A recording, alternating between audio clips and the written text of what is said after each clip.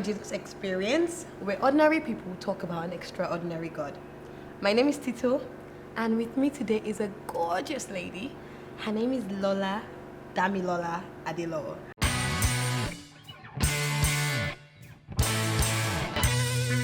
Hi, Dami. Hi, Tito. So Hi. I'll call you Dami or Damilola. What do you prefer?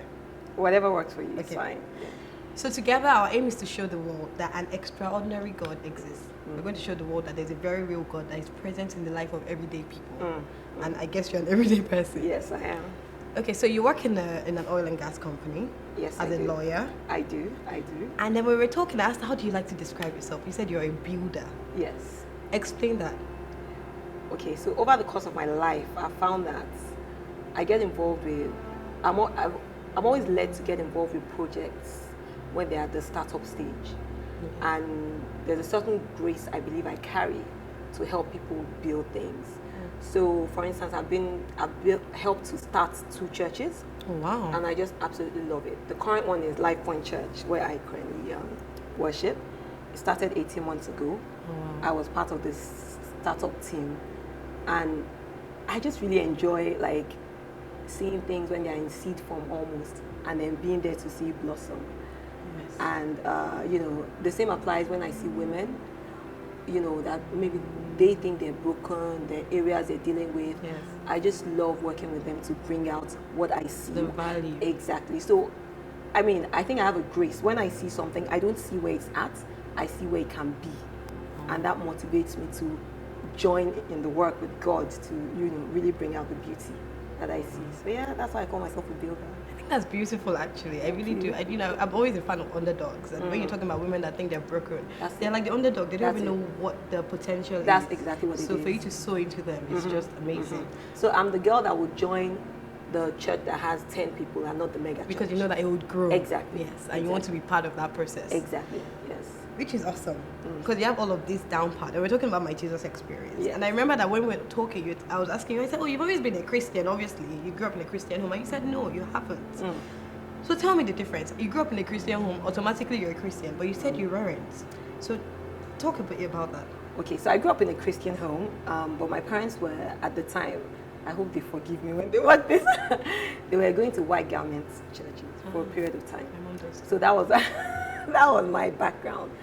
And for me, it was just routine, really. They take us with them. Sometimes we wouldn't even be in the service, we'll be in some place at the back just playing, exactly. So that was it. But obviously, it made me aware that there is a God. I knew that, and that Jesus died for my sins. That was about it. But no real depth or no real personal relationship or anything. And even when they stopped going, I think they were disillusioned for a few years. So there was a period in our lives that nobody went to church. Nobody went to church, exactly. And it was just everybody come home, pray. God is keeping all of us. And God was faithful, to be honest. So I think the turnaround for me started when I moved to England to study. And I joined the church. And that was when I started to know God myself. So I went to church. I'm a lawyer. Okay. And I started going to church and something started to wake up in me. But I said to God, no, it has to make sense. This has to mean this. What do you mean somebody died? It doesn't make sense. Exactly. I said, God, it needs to make sense. So I got into my Bible and I started trying to make it make sense like a lawyer. Show me, give me evidence. Give me, what law says this, what scripture says this, what. And in the middle of that process, the Holy Spirit basically just arrested me. I went to church one day and the service was awesome and they made an altar call and I gave up my logical. I believe. And the Bible says something about you have to believe first. Yes. It's interesting, but even that believing, I believe that God helps you. Yes. So it was a random service. I don't think there was anything out of the ordinary. But the Holy Spirit touched my heart that day and the word really came. It just penetrated in a different way. And I said, okay, God, I will give you a try. I will, rather than be on the outside trying to understand you before I go inside, yes, I will come inside and just grow. You show me. I was 19. I was going to say, how old were you? I was 19. Yeah. So because I know you're telling me about how, you're very much in the world. I was. So, of course, I moved to England at 16. Yes. And it was for me, no parents, just my sisters and I. Party. I know that. We discovered every club in London. It was amazing. And we were well known because we all used to roll together, 4 of us. Oh. There's 5-year age difference between us. Go mommy. So This is a G. yeah, so 4 girls, all within the ages of 16 and 21. All gorgeous as well. All gorgeous, thank you. And we were hitting every club in London just excitedly, 4 of us together all the time. And then we started going to church. One of our uncles invited us to church, and we started going. And one by one, Everybody just like, okay. Okay, let me ask this question, because you said you started going to church. So are you trying to say that once you start going to church, you can't go clubbing anymore, you can't do any of that anymore?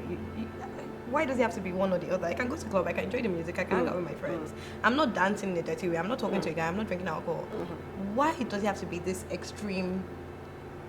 Interesting question, because I mean, my experience, I didn't stop clubbing once I started going to church. Okay. It was a gradual process. Okay. And I'm glad I let it happen the natural way, because what happened is I just lost interest.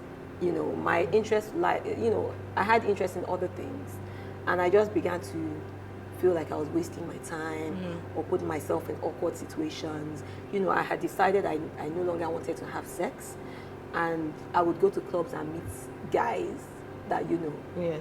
want to have sex at some point. And you can't say no because you're here. You're Do you dressed understand? in a certain Do you understand? way. You're dressed in a certain way, and then that happened again. I didn't want to dress a certain way again, and then you go to the clubs and you're standing out, And I was having awkward conversations with my friends, like, I don't want to wear this. Why? But you wore it 2 weeks ago. Why will you wake up today and say you don't want to wear it? You're judging us. This is your Christian thing. I'm like, guys, really? It's not about you. Exactly. It's not about you. Just, and so it took a while. So I wouldn't say, oh, God ever woke up and said to me, stop clubbing. I just lost a taste for it. I lost it. I stopped drinking. And so the point of clubbing was just, it's less stay fun up to thought, 5 a.m. drinking soda. It's time to Really? sleep. Yeah. Exactly. So gradually it fell off, and that was my experience. Something you said really stuck out to me. You said you wanted to stop having sex. Yes. So you're trying to, a lot of people don't admit this thing. Everything. So I've been a Christian and I married as a. So you do admit that there was a part of your life that you were having sex with. Yes. So I was sexually active earlier on, and when I began to develop a relationship with Christ, one of the things that was very early on my heart was about being pure.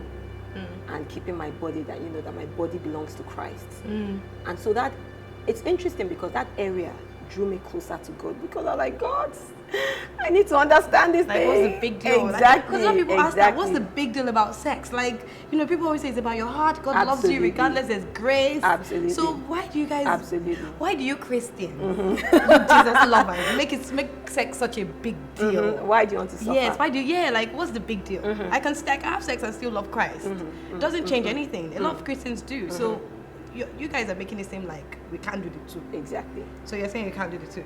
Well, I am saying no, you cannot do the two. Why not? Well, it's not more about a love thing. God is going to love you, whatever you're doing, wherever you are at. It's more about a response. So, and you becoming aware of who you are. And when you know who you are, there's certain things you will not do. And then you grow older and you realize that, when I say older, I mean you mature spiritually, and you begin to understand that certain things are for certain seasons. Yes. Right? So sex, for me, I began to understand the purpose of sex, why God created it. Yes. The experience is amazing, With the right person, your married partner. But it's not for what then I was using it for, right? Yes. It's not for going from boyfriend to boyfriend. Yes. You're creating ties that were not meant to be because created. because there's more at to that sex, level of yeah. relationship, yes, so You had to just separate yourself from I had that. to. I had to. So, you talked about you became a Christian, and from there, life just became, you're still a process, but you make it seem like your life was just sweet. No. So let's talk about the difficult parts of being a Christian, the part that is not so sweet. Okay. Can you share anything about that with me? Okay, I'll share a recent experience, which was when I had surgery. Okay. So recently, I got married, and then we're, trying to have kids, and I went for a general checkup, as you do, and I realized that I had fibroids. Now I had known I had fibroids, but apparently they had multiplied. And so, of course, powerful Christian, at this point, maybe you said that I you laid don't my do hands on anything. it, and I said, It will fibroid, disappear. Who are you? Do you know who I am? Do you know who my father Christ is? died for my, you took away my sicknesses, my diseases, everything. God bless you. You are on the cross. Yeah. What are you doing in my body? Anyhow, so I prayed those prayers and I spoke to God and everything, and I would go back and do a check, and the fibroids were still there. So I started talking to God, that God, I don't understand this. Why are they still there? Why are they still there? As I continued to pray, I really felt led to seek medical intervention, i.e. surgery, for my fibroids. And it was at that time that God began to explain to me that, he himself gave the idea for medicine. Exactly, he gives wisdom, right? He gives wisdom, yeah. exactly. So doctors are not exactly anti. Exactly. I mean, I've never been against doctors, don't get me Exactly. wrong, but this particular experience, I wanted to have disappear. The power to heal exactly. myself. I really wanted it to disappear, but it didn't disappear. And so we went through that journey, and it was amazing because at the end of it, I had gotten to a point where I didn't think I could know God more than I did. Exactly. I didn't think I could go deeper. But that experience made me go deeper. So the fibroid surgery is classified as major surgery, and you take general anesthetic, so you're knocked out. Yes. Exactly. I had never been knocked out before, so I was really nervous about that. Some people go there and they don't come out. And they don't come out. Yes, and the doctors, they're quick to tell you that, look, these are the possible side effects: death. You lose your womb, you bleed to death. Different things, or you go under general anesthetic and you never wake up. So I was like, God, I'm going to go through this thing. Like, I just have a new husband. Exactly. Like, so first of all, I repented of all my sins, which I was right standing with God. I was ready to go. But as I was, preparing for the surgery, I had so much peace. So much peace. I remember the night before the surgery, I was with my husband. He had flown in to join me. And so I said, I got a word that God was telling me, I got a song, and the song was saying that, through thick and thin, I'll be with you. He said, wow, that's great, but do you really feel like you're going through anything serious right now? Like it's just a surgery. And I looked at him and I said, actually, not really. It's not enough for me. And then we realized that we're enjoying so much grace. We didn't really feel, we had a lot of peace, more than a lot of people have going through something like that, and we laughed, and that was it. So that was the attitude I took into the surgery, and by God's grace, I went into surgery, and I came out of surgery. I woke up, but they now told me there were complications when I woke up, and that's, I couldn't go to the bathroom, I wasn't breathing properly, I wasn't digesting food. So they told me for 3 days I wasn't allowed to eat anything. I had to stay in hospital. And that was when I said, God, no. Listen, no, I laughed inside you, like I laughed at the conversation we had, what was going on. But again, see, all it meant was I went deeper. I remember the night. To trust on a new level. Exactly. On the nights in hospital by myself, my husband would stay with me till he could and go home. But those nights in hospital where, they call it. Else to talk to. Exactly. They call it without. So no water. They put a sign on your door. No water, no food. Nothing. Pipes, everything. I had conversations with God, and he spoke. He said, "You're not going anywhere. I still have a lot to do with you. Don't worry." The doctor was telling me we have to go back in. We don't understand what's going on and everything. I told the doctor, I said, "You're not going back in anywhere. You don't worry about that. You're not going back in. One surgery is what God said. One surgery is what's going to happen." I said, "Okay." They were calling specialists from left, right, and center. On the third day, everything fizzled off. I could, and that was it. And again, looking back, as I said, for me, it was an opportunity to go even deeper with God and trust on Him. The only thing is, they charged me for all the nonsense specialists. I can't just wipe out these bills. I come in to check that, what was going on. It's interesting to see that's the only thing. And it's interesting to say that because I remember, obviously, I've shared this testimony before about losing my daughter. And I remember a chaplain coming to the hospital to see me into the rooms, because they always have people when you're about to deal with something serious. We'll send a chaplain to talk to you. And I was saying to him that I don't understand what's happening. I believe that my daughter will be okay, but if she's not, I'll still believe God is God. Yeah. And he said to me that is when you're in that situation, you see God deeper. He mentioned the disciples when they were on the boat with Jesus, and they were sinking. And next thing, like, Jesus is on this boat. Why are we sinking? So they went to me and said to him, Master, don't you care that we perish? And he said, oh, you of little faith. You think that these people had seen all that God could do? Exactly. And then when he spoke to the storms and said, be still, and they said, what manner of man is this? That even the storms obey him. So he said they got to see Jesus on another level. Yes. So he said it's when you're going through the storm, when you're going through difficult times, that you get to see God on another level. Yes. So it's interesting you mentioned that, when you were going through this, your surgery, you had to trust God deeper. Yes. And yes, so yes. I think that's something to take away. And you also mentioned without. You said when you were in that room, you're without. So you were without anything physical. You're without people you knew, but you were not actually without. Exactly. I was with God. I was with the only thing I really needed. Yes, because that's all we need. Yes.